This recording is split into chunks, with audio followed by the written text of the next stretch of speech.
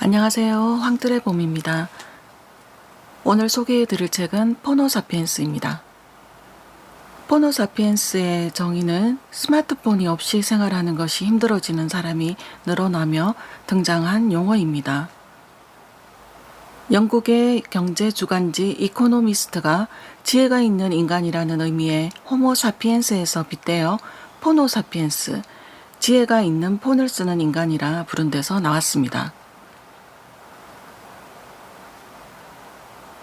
지금은 고인이 된 스티브 잡스 이야기를 하지 않고 넘어갈 수가 없을 것 같습니다. 스티브 잡스는 아이폰을 창조한 동시에 포노사피엔스라는 신인류도 함께 탄생시킨 셈입니다. 스마트폰을 손에 든 신인류는 엄청난 속도로 진화하면서 새로운 사회, 새로운 시장, 새로운 생태계를 만들어가고 있습니다.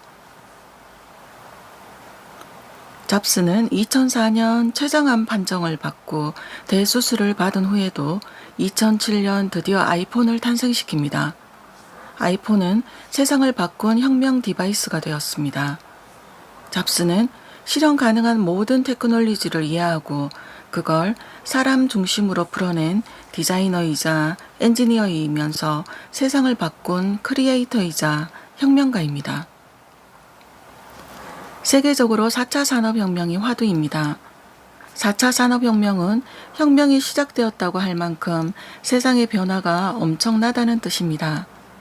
우린 4차 산업혁명을 막연하게 앞으로 개발해야 할 미래 기술이구나 정도로만 여겨지고 있습니다.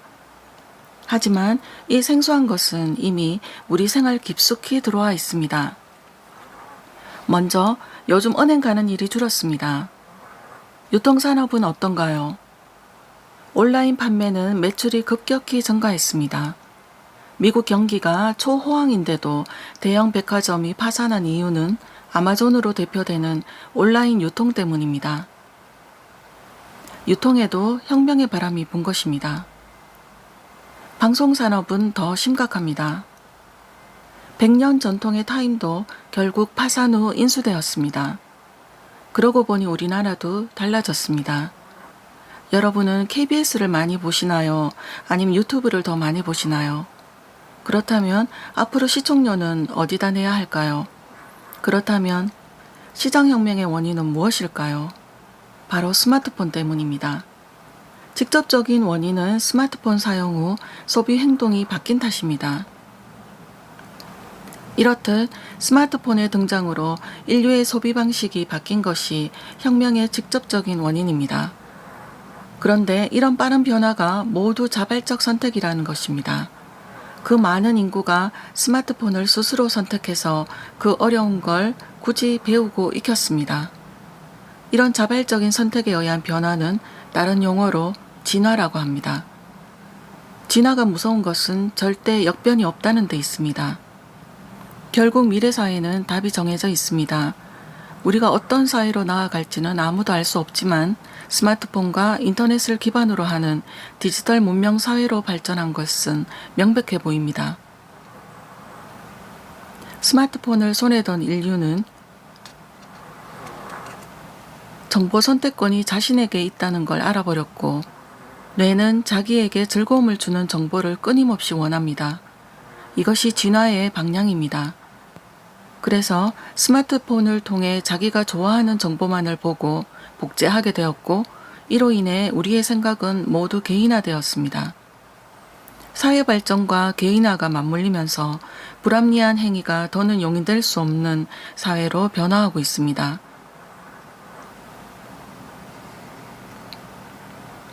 더구나 스마트폰으로 이런 행위를 언제 어디서든 기록할 수 있게 되면서 지탄받아야 할 행동이 더 이상 과거와 같은 방식으로 묻어버릴 수 없게 되었습니다. 도덕의 새로운 기준이 시작되었습니다. 1955년에서 1963년까지 출생한 사람들을 베이비붐 세대라 부릅니다. 베이비붐 세대 이후는 X세대라 부릅니다. 1965년에서 1976년 사이 출생한 세대를 말합니다. 1980년에서 1999년 사이 태어난 밀레니얼 세대는 가장 어린 나이이지만 지금의 포노사피엔스 경제 체제에서는 가장 능력 있는 리더 세대입니다.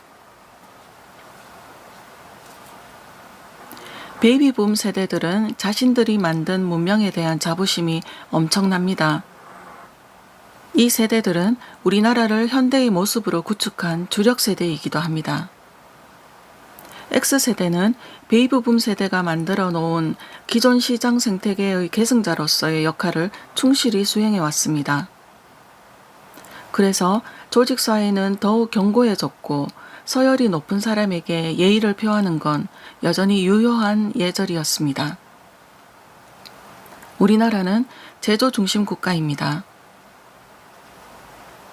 제2차 세계대전 이후 베이비붐 세대를 거치며 아무런 인프라도 없던 국가에서 세계적인 제조국가로 성장한 유일한 나라입니다. 이제는 세계가 주목하는 물건 잘 만드는 나라가 된 건 명백한 사실입니다. 이 모든 것을 만들어낸 세대가 바로 베이비붐 세대와 X세대입니다. 베이비붐 세대와 X세대는 이렇게 말합니다. 큰 길은 베이비붐 세대가 열어놓았고 X세대는 2차선 도로 포장까지 했으니 밀레니얼 세대여 우리가 만든 길을 따라 4차선 고속도로를 만들어라. 그런데 베이비붐 세대에게는 이해할 수 없는 변화가 시작됐습니다. 아이폰의 탄생이 세상의 주인을 60대에서 30대로 바꿔버린 겁니다. 단 10년 만에 말입니다. 이 시대의 리더는 이제 밀레니얼 세대입니다.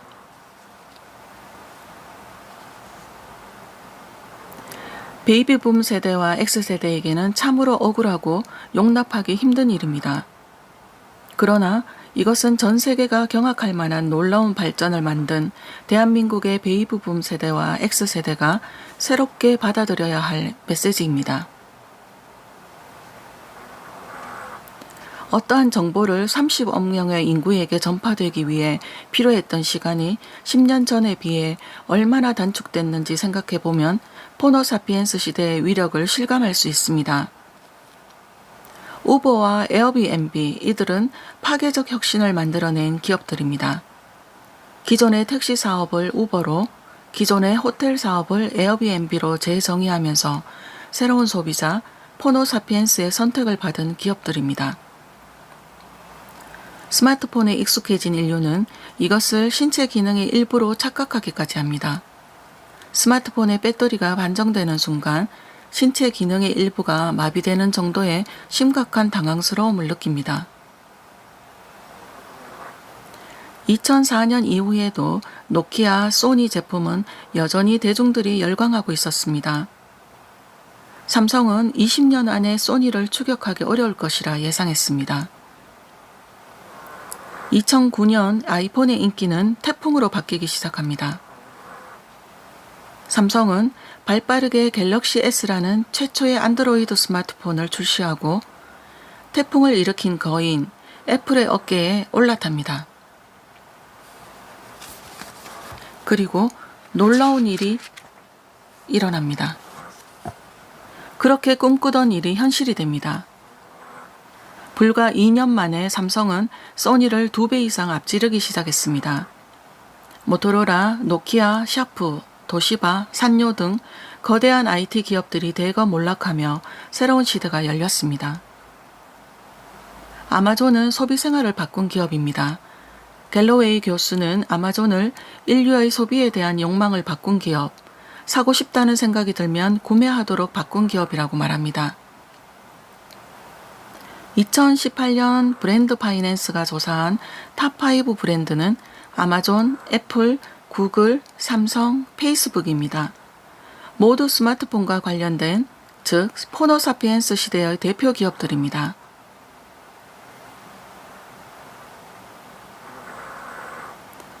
음악의 소비 패턴을 보면 문명 변화의 방향을 읽을 수 있습니다.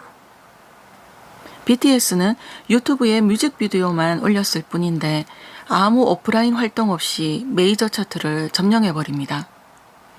이것이 팬덤 소비의 위력입니다. 세종대왕의 한글 창제 이후 이렇게 많은 사람들에게 한글을 전파한 영웅은 없었습니다. 이렇게 멋진 음악을, 이렇게 건강하고 아름다운 메시지를 만들어 세계를 감동시킨 우리의 청년들을 사랑하지 않을 수가 없습니다. 어느 연령대이든 나의 취향이 무엇이든 이 문명을 어떻게 생각하든 앞으로 계속 성장하고 싶다면 새로운 문명을 학습해야 합니다. 유튜브 문명, 그래서 꼭 배워야 합니다.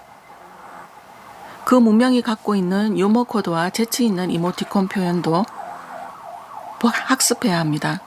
불편하고 어렵고 부작용 가득한 문명이긴 하지만 배우고 깊은 관심으로 받아줘야 합니다. 특히 기성세대가 생각을 바꿔야 합니다. 사장부터 신입사원에 이르기까지 고객의 마음을 중심에 두는 기업으로 간다. 이것이 혁신의 방향입니다. 혁신은 개선이 아니라 모든 걸 바꾸는 일입니다. 기업이 혁신하려면 기업이 생각하고 실행하는 시스템을 바꿔야 합니다. 이러한 일련의 과정과 노력들 모두 중요합니다. 그러나 가장 중요하게 여겨야 할 것은 사람입니다. 혁명의 시대, 결국 답은 사람입니다. 오늘 영상 여기까지입니다. 감사합니다.